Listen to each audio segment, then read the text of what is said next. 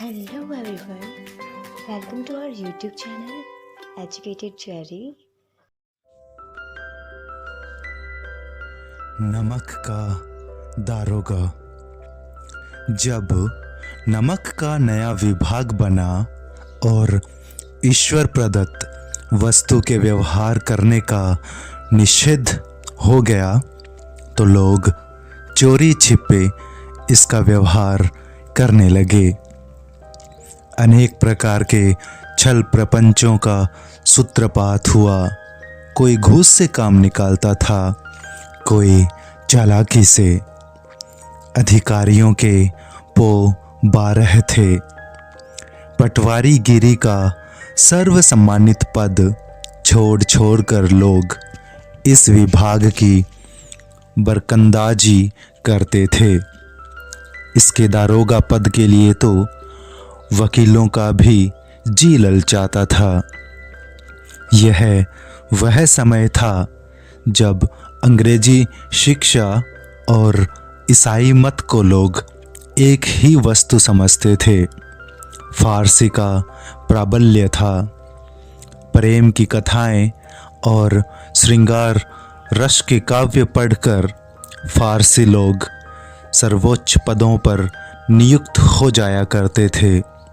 मुंशी वंशीधर भी जुलेखा की विरह कथा समाप्त करके मजनू और फरहाद के प्रेम वृतांत को, नल और नील की लड़ाई और अमेरिका के आविष्कार से अधिक महत्व की बातें समझते हुए रोजगार की खोज में निकले। उनके पिता एक अनुभवी पुरुष थे।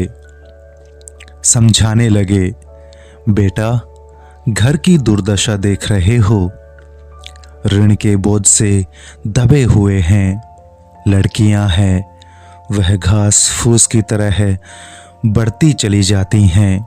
मैं कगारे का वृक्ष हो रहा हूँ, न मालूम कब गिर पड़ूं। अब तुम ही घर के मालिक मुख्तार हो। नौकरी में ओहदे की ओर ध्यान मत देना, यह तो पीर का मज़ार है। निगाह चढ़ावे और चादर पर रखनी चाहिए। ऐसा काम ढूंढना जहाँ कुछ ऊपरी आय हो। मासिक वेतन तो पूर्णमासी का चांद है, जो एक दिन दिखाई देता है और घटते घटते लुप्त हो जाता है। ऊपरी आय बहता हुआ स्रोत है, जिससे सदैव प्यास बुझती है। वेतन मनुष्य देता है, इसी से उसमें वृद्धि नहीं होती। ऊपरी आमदनी ईश्वर देता है, इसी से उसकी बरकत होती है। तुम स्वयं विद्वान हो, तुम्हें क्या समझाऊं। इस विषय में विवेक की बड़ी आवश्यकता है। मनुष्य को देखो, उसकी आवश्यकता को देखो और अवसर देखो। उसके उपरांत जो उचित समझो करो। गरज वाले आदमी के साथ कठोरता करने में लाभ ही लाभ है, लेकिन बेगरज को दांव पर पाना जरा कठिन है। इन बातों को निगाह में बांध लो, यह मेरी जन्म भर की कमाई है। इस उपदेश के बाद पिताजी ने आशीर्वाद दिया। वंशीधर आज्ञाकारी पुत्र थे। ये बातें ध्यान से सुनी और तब घर से चल खड़े हुए। इस विस्तृत संसार में उनके लिए धैर्य अपना मित्र, बुद्धि अपनी पथ प्रदर्शक और आत्मावलंबन ही अपना सहायक था। लेकिन अच्छे शकुन से चले थे।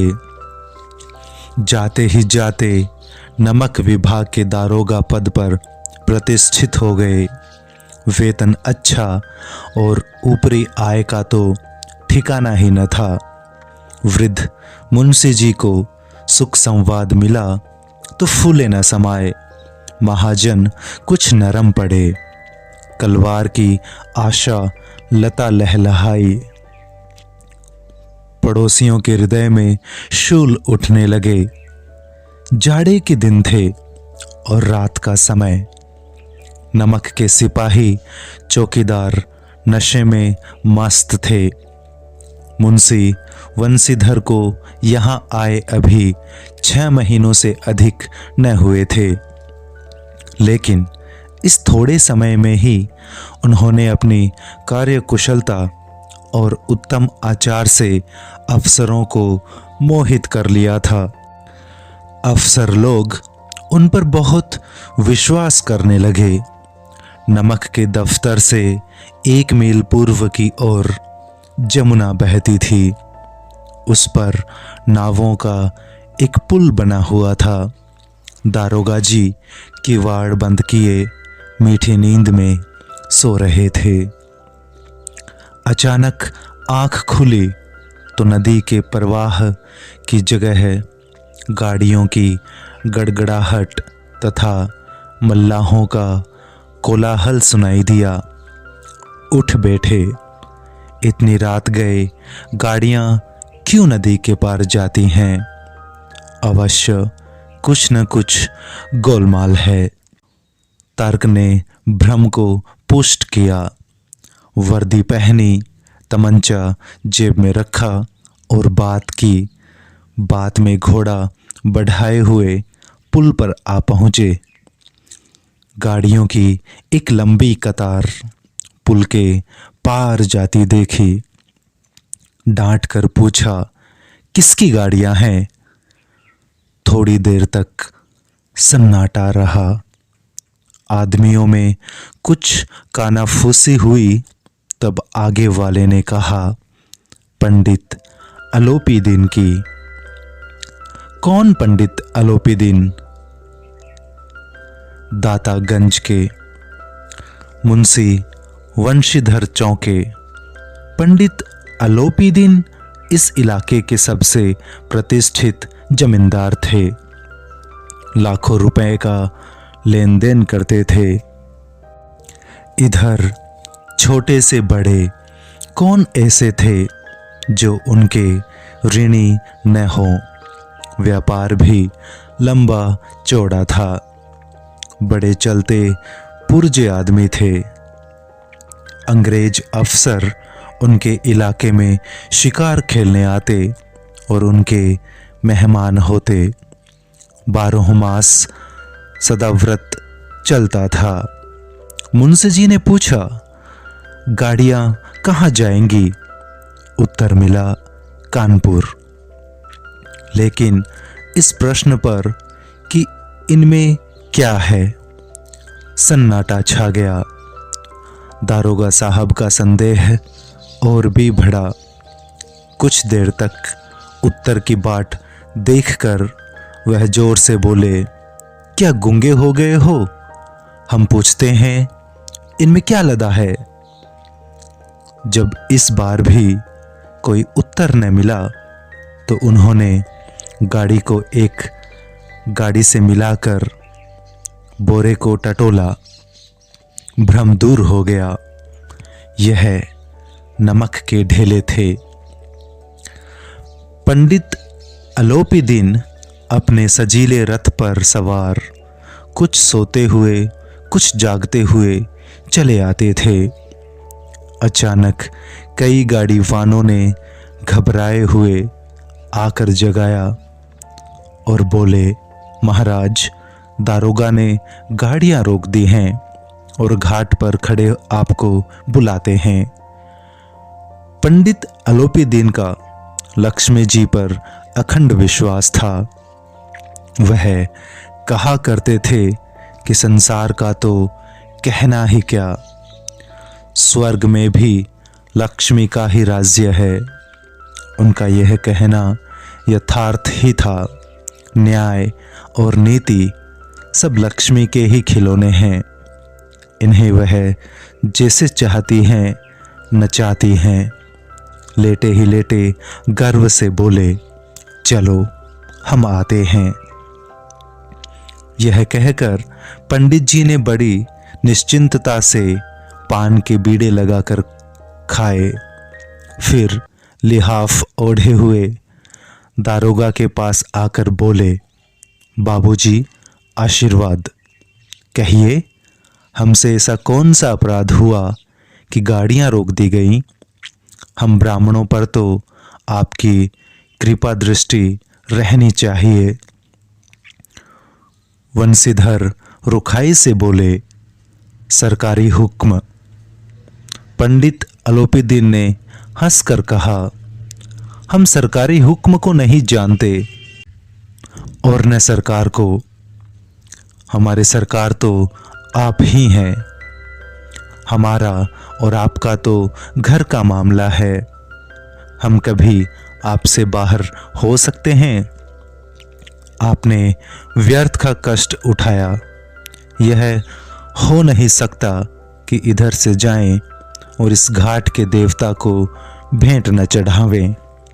मैं तो आपकी सेवा में स्वयं ही आ रहा था। वंशीधर पर ऐश्वर्य की मोहिनी वंशी का कुछ प्रभाव न पड़ा। ईमानदारी की नई उमंग थी। कड़क कर बोले, हम उन नमक हरामों में नहीं हैं जो कोड़ियों पर अपना ईमान बेचते फिरते हैं। आप इस समय हिरासत में हैं।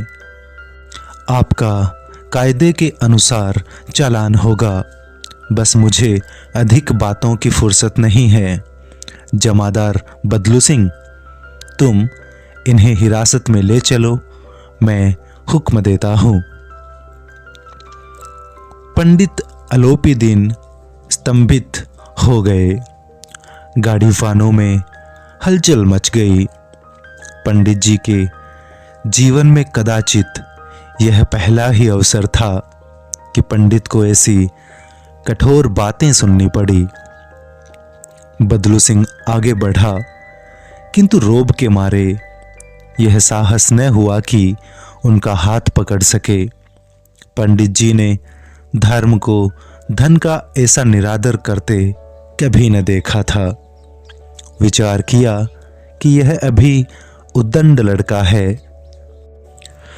माया मोह के जाल में अभी नहीं पड़ा, अल्हड़ है, झिझकता है। बहुत दीन भाव से बोले, बाबू साहब ऐसा न कीजिए, हम मिट जाएंगे, इज्जत धूल में मिल जाएगी। हमारा अपमान करने से आपके हाथ क्या आएगा? हम किसी तरह है आपसे बाहर थोड़े ही हैं। वंशीधर ने कठोर स्वर में कहा, हम ऐसी बातें नहीं सुनना चाहते। अलोपीदीन ने जिस सहारे को चट्टान समझ रखा था वह पैरों के नीचे खिसकता हुआ मालूम हुआ। स्वाभिमान और धन ऐश्वर्य को कड़ी चोट लगी, किंतु अभी तक धन की सांख्यिक शक्ति का पूरा भरोसा था। अपने मुख्तार से बोले, लाला जी 1000 के नोट बाबू साहब की भेंट करो। आप इस समय भूखे सिंह हो रहे हैं। वंशीधर ने गर्म होकर कहा, 1000 नहीं, 1,00,000 भी मुझे सच्चे मार्ग से नहीं हटा सकते। धर्म की इस बुद्धिहीन दृढ़ता और देव दुर्लभ त्याग पर मन बहुत झुंझलाया। अब दोनों शक्तियों में संग्राम होने लगा। धन ने उछल उछल कर आक्रमण करने शुरू किए। 1 से 5, 5 से 10, 10 से 15 और 15 से 20,000 तक नौबत पहुंची, किंतु धर्म अलौकिक वीरता के साथ इस बहुसंख्यक सेना के सम्मुख अकेला पर्वत की भांति अटल अविचलित खड़ा था। अलोपीदीन निराश होकर बोले, अब इससे अधिक मेरा साहस नहीं, आगे आपको अधिकार है। वंशीधर ने अपने जमादार को ललकारा।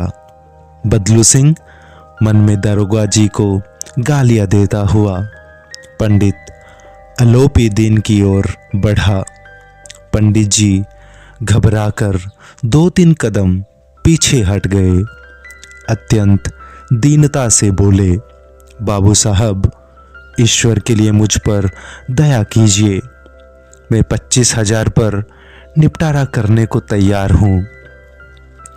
असंभव बात है। 30,000 पर किसी तरह भी संभव नहीं। क्या 40,000 पर भी नहीं? 40,000 नहीं, 40 लाख पर भी असंभव है। बदलू सिंह, इस आदमी को अभी हिरासत में ले लो। अब मैं एक शब्द भी नहीं सुनना चाहता। धर्म ने धन को पैरों तले कुचल डाला। अलोपी दीन ने एक हष्ट पुष्ट मनुष्य को हथकड़ियां लिए हुए अपनी तरफ आते देखा। चारों ओर निराश और कातर दृष्टि से देखने लगे। इसके बाद मूर्छित होकर गिर पड़े। दुनिया सोती थी, पर दुनिया की जीभ जागती थी। सवेरे देखिए तो बालक, वृद्ध, सबके मुंह से यही बात सुनाई देती थी। जिसे देखिए वही पंडित जी के इस व्यवहार पर टीका टिप्पणी कर रहा था। निंदा की बौछारें हो रही थी, मानो संसार से अब पापी का पाप कट गया। पानी को दूध के नाम से बेचने वाला ग्वाला, कल्पित रोज नामचे भरने वाले अधिकारी वर्ग, रेल में बिना टिकट सफर करने वाले बाबू लोग, जाली दस्तावेज बनाने वाले सेठ और साहूकार, यह सब के सब देवताओं की भांति गर्दनें चला रहे थे। जब दूसरे दिन पंडित अलोपी दीन अभियुक्त होकर कांस्टेबल के साथ हाथों में हथकड़ियां, हृदय में ग्लानि और क्षोभ भरे, लज्जा से गर्दन झुकाए अदालत की तरफ चले तो सारे शहर में हलचल मच गई। मेलों में कदाचित आंखें इतनी व्यग्र न होती होगी। भीड़ के मारे छत और दीवार में कोई भेद न रहा, किंतु अदालत में पहुंचने की देर थी। पंडित अलोपी दीन इस अगाध वन के सिंह थे। अधिकारी वर्ग उनके भक्त, अमले उनके सेवक, वकील मुख्तार उनके आज्ञापालक और अर्दली, चपरासी तथा चौकीदार तो उनके बिना मोल के गुलाम थे। उन्हें देखते ही लोग चारों तरफ से दौड़े। सभी लोग विस्मित हो रहे थे, इसलिए नहीं कि अलोपी दीन ने क्यों यह कर्म किया, बल्कि इसलिए कि वह कानून के पंजे में कैसे आए। ऐसा मनुष्य जिसके पास असाध्य साधन करने वाला धन और अनन्य वाचालता हो, वह क्यों कानून के पंजे में आए। प्रत्येक मनुष्य उनसे सहानुभूति प्रकट करता था। बड़ी तत्परता से इस आक्रमण को रोकने के निमित्त वकीलों की एक सेना तैयार हो गई।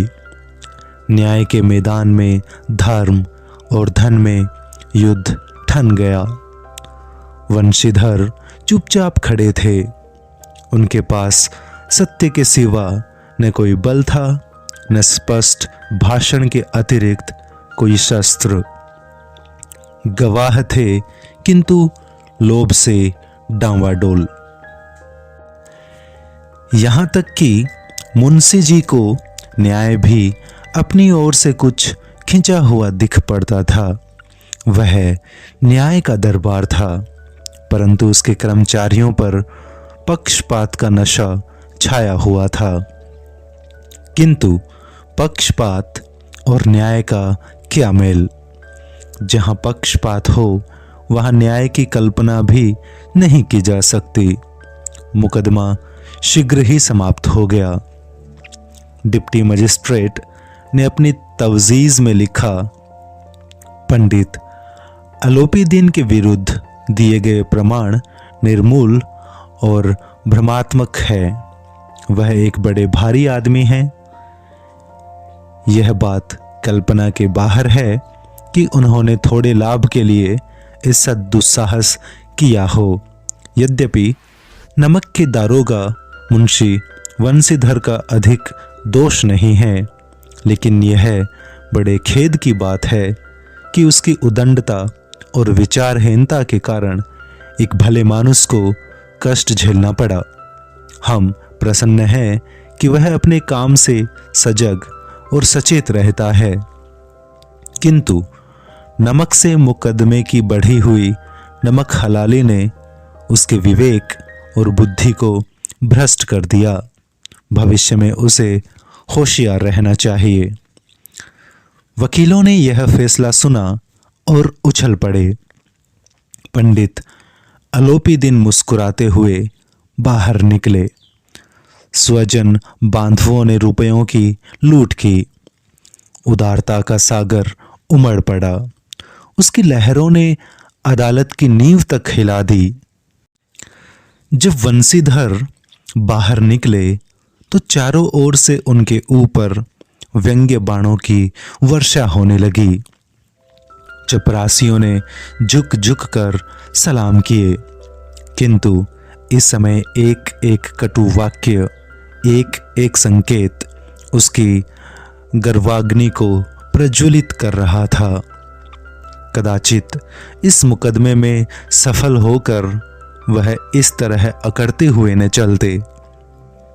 आज उन्होंने संसार का एक खेदजनक विचित्र अनुभव हुआ। न्याय और विद्वता, लंबी चौड़ी उपाधियां, बड़ी बड़ी दाढ़ियां और ढीले चोंगे एक भी सच्चे आदर के पात्र नहीं हैं। वंशीधर ने धन से बेर मोल लिया था। उसका मूल्य चुकाना अनिवार्य था। कठिनता से एक सप्ताह बीता होगा कि मुअत्तली का परवाना आ पहुंचा। कार्यपरायणता का दंड मिला। बेचारे भग्न हृदय, शोक और खेद से व्यथित घर को चले। बूढ़े मुंशी जी तो पहले ही से कुड़बुड़ा रहे थे कि चलते चलते इस लड़के को समझाया था, लेकिन इसने एक न सुनी। सब मनमानी करता है। हम तो कलवार और कसाई के तगादे सहे। बुढ़ापे में भगत बनकर बैठे और वहां बस वही सूखी तनख्वाह। हमने भी तो नौकरी की है और कोई ओहदेदार नहीं थे, लेकिन काम किया, दिल खोल कर किया और आप ईमानदार बनने चले हैं। घर में चाहे अंधेरा हो, मस्जिद में अवश्य दिया जलाएंगे। खैद ऐसी समझ पर पढ़ना लिखना सब एकारथ गया। इसके थोड़े ही दिनों बाद जब मुंशी वंशीधर इस दुर्वस्था में घर पहुंचे और बूढ़े पिताजी ने समाचार सुना तो सिर पीट लिया। बोले, जी चाहता है कि तुम्हारा और अपना सिर फोड़ लूं। बहुत देर तक पछता पछता कर हालत मलते रहे।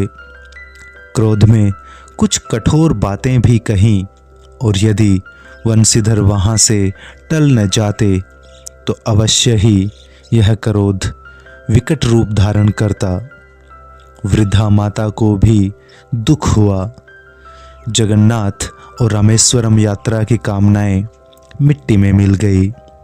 पत्नी ने तो कई दिन तक सीधे मुंह से बात भी नहीं की। इसी प्रकार एक सप्ताह बीत गया। संध्या का समय था। बूढ़े मुंशी जी बैठे राम नाम की माला जप रहे थे। इसी समय उनके द्वार पर सजा हुआ रथ आकर रुका। हरे और गुलाबी पर्दे, पछाहिए बेलों की जोड़ी, उनकी गर्दनों में नीले धागे, सींगे पीतल से जड़ी हुई, कई नौकर लाठियां कंधों पर रखे साथ थे। मुंशी जी अगवानी को दौड़े। देखा तो पंडित अलोपी दिन हैं। झुककर दंडवत की और लल्लो चप्पों की बातें करने लगे। हमारा भाग्य उदय हुआ जो आपके चरण इस द्वार पर आए। आप हमारे पूज्य देवता हैं। आपको कौन सा मुंह दिखावें? मुंह में तो कालिख लगी हुई है, किंतु क्या करें, लड़का अभागा कपूत है। नहीं तो आपसे क्यों मुंह छुपाना पड़ता। ईश्वर निसंतान चाहे रखे, पर ऐसी संतान न दे। अलोपी दीन ने कहा, नहीं भाई साहब, ऐसा न कहिए। मुंशी जी ने चकित होकर कहा, ऐसी संतान को और क्या कहूं। अलोपी दीन ने वात्सल्यपूर्ण स्वर में कहा, कुल तिलक और पुरखों की कीर्ति उज्जवल करने वाले संसार में ऐसे कितने धर्मपरायण मनुष्य हैं जो धर्म पर अपना सब कुछ अर्पण कर सकें। पंडित अलोपी दीन ने वंशीधर से कहा, दारोगा जी, इसे खुशामद न समझिए। खुशामद करने के लिए मुझे इतना कष्ट उठाने की जरूरत न थी।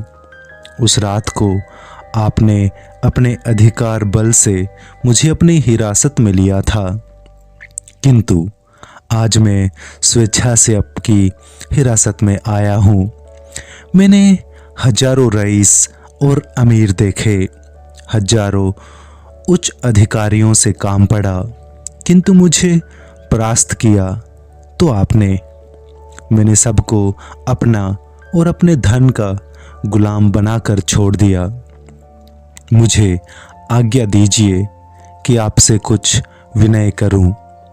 वंशीधर ने अलोपी दीन को आते देखा तो उठकर सत्कार किया, किंतु स्वाभिमान सहित।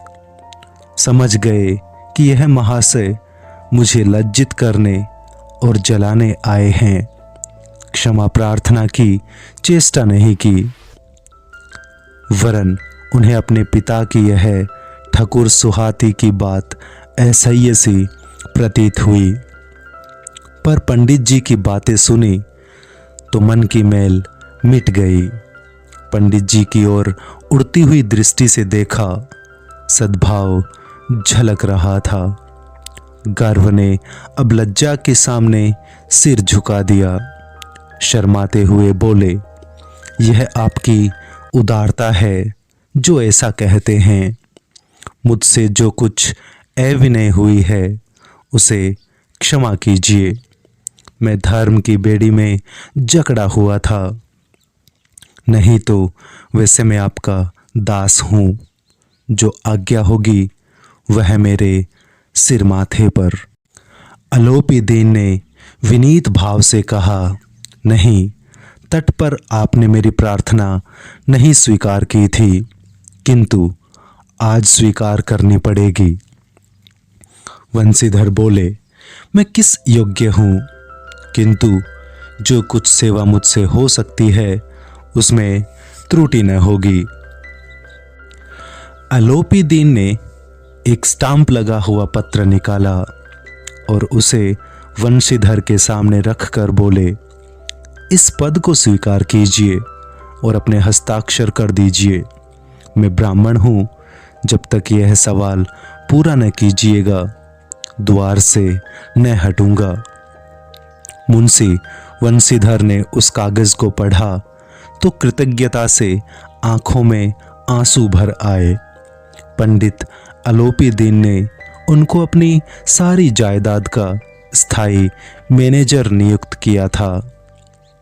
6000 वार्षिक वेतन के अतिरिक्त रोजाना खर्च अलग, सवारी के लिए घोड़ा, रहने को बंगला, नौकर चाकर मुफ्त। कंपित स्वर में बोले, पंडित जी, मुझ में इतनी सामर्थ्य नहीं है कि आपकी उदारता की प्रशंसा कर सकूं, किंतु ऐसे उच्च पद के योग्य नहीं हूं। अलोपीदीन हंसकर बोले, मुझे इस समय एक अयोग्य मनुष्य की ही जरूरत है। वंशीधर ने गंभीर भाव से कहा, यूं मैं आपका दास हूं। आप जैसे कीर्तिवान सज्जन पुरुष की सेवा करना मेरे लिए सौभाग्य की बात है, किंतु मुझ में न विद्या है, न बुद्धि, न वह स्वभाव जो इन त्रुटियों की पूर्ति कर देता है। ऐसे महान कार्य के लिए एक बड़े मर्मज्ञ अनुभवी मनुष्य की जरूरत है।